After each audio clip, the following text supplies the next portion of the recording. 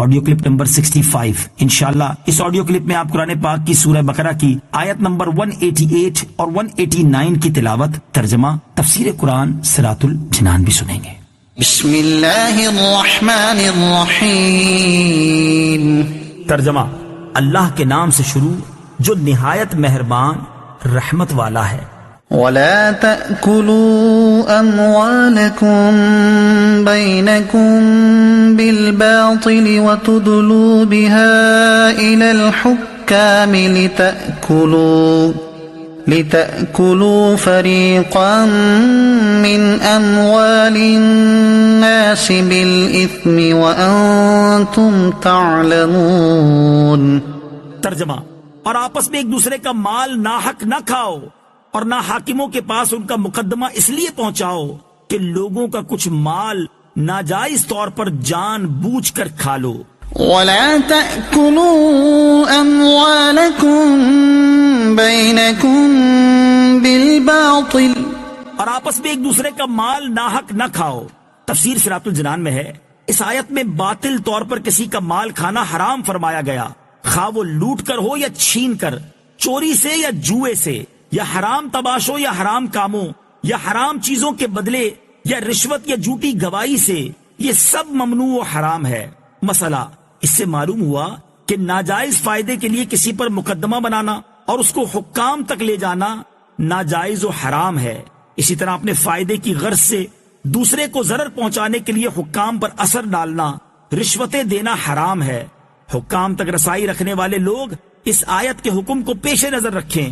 حضرت ابوبکر صدیق رضی اللہ تعالیٰ عنہ سے روایت ہے کہ نبی کریم صلی اللہ تعالی علیہ وآلہ وسلم نے ارشاد فرمایا، وہ شخص ملعون ہے جو اپنے مسلمان بھائی کو نقصان پہنچائے یا اس کے ساتھ دھوکہ کرے۔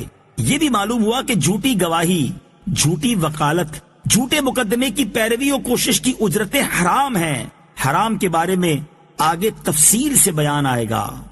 يسألونك عن الأهلة قل هي مواقيت للناس والحج وليس البر بأن تأتوا البيوت من ظهورها ولكن البر من اتقى وأتوا البيوت من أبوابها واتقوا الله لعلكم تفلحون۔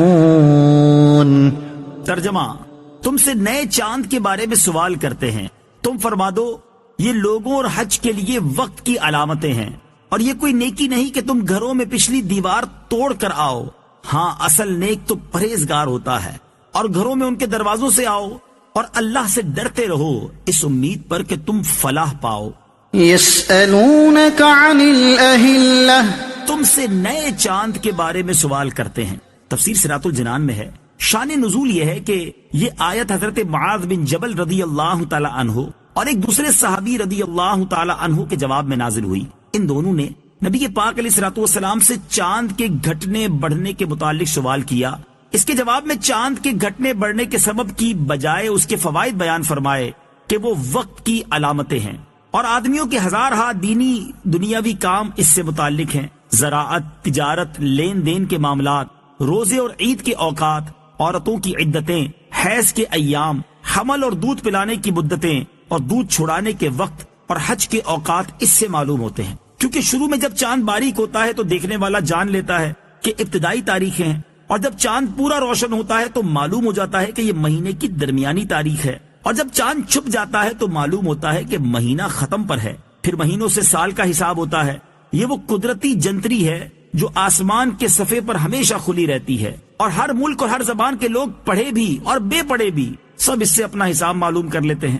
یاد رہے کہ بہت سے احکام میں چاند کا حساب رکھنا ضروری ہے، جیسے بالغ ہونے کی عمر کے اعتبار سے، یوں ہی روزہ، عیدین، حج کے مہینوں اور دنوں کے بارے میں، یوں ہی زکوٰۃ میں جو سال گزرنے کا اعتبار ہے وہ بھی چاند کے اعتبار سے ہے۔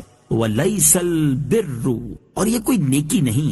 تفسیر صراط الجنان میں ہے، اس کا شان نزول یہ ہے کہ زمانہ جاہلیت میں لوگوں کی یہ عادت تھی کہ جب وہ حج کے لیے احرام باندھ لیتے تو اپنے مکان میں اس کے دروازے سے داخل نہ ہوتے، اگر ضرورت ہوتی تو پچھلی دیوار توڑ کر آتے اور اس کو نیکی جانتے۔ اس پر یہ آیت نازل ہوئی کہ یہ کوئی نیکی نہیں کہ تم گھروں کے پیچھے سے آؤ، اصل نیکی تقوی، خوف خدا اور احکام الہی کی اطاعت ہے۔ ممانعت کے بغیر کسی چیز کو ناجائز سمجھنا کیسا؟ اس سے معلوم ہوا کہ کسی چیز کو بغیر ممانعت کے ناجائز سمجھنا جہلا کا کام ہے۔ اپنی طرف سے غلط قسم کی رسمیں اور پابندیاں لگا لینا جائز نہیں۔ بہت سے کام ویسے جائز ہوتے ہیں لیکن اپنی طرف سے شرعاً ضروری سمجھ لینے سے ناجائز ہو جاتے ہیں، جیسے مسلمان فوت شدگان کے ایصال ثواب کے لیے سویم 40واں وغیرہ کرتے ہیں کہ ویسے کرے تو جائز ہے، لیکن اگر یہ سمجھ کر کریں کہ یہ کرنا ضروری ہے، یہ دوسرے اور 40ویں دن ہی کرنا ضروری ہے تو ناجائز ہے۔ یوں ہی سویم اور 40واں وغیرہ جائز ہے تو انہیں اپنی طرف سے ناجائز کہنا بھی حرام ہے، کفار کے طرز عمل کی نکالی ہے۔ بہرحال افراط و تفریط سے بچنا ضروری ہے اور اس طرح کی چیزوں کی طرف غور کرنا چاہیے۔ شادی، مرگ اور زندگی کے دیگر معاملات میں نہ جانے کیسی کیسی رسمیں کہاں سے گھس آئی ہیں۔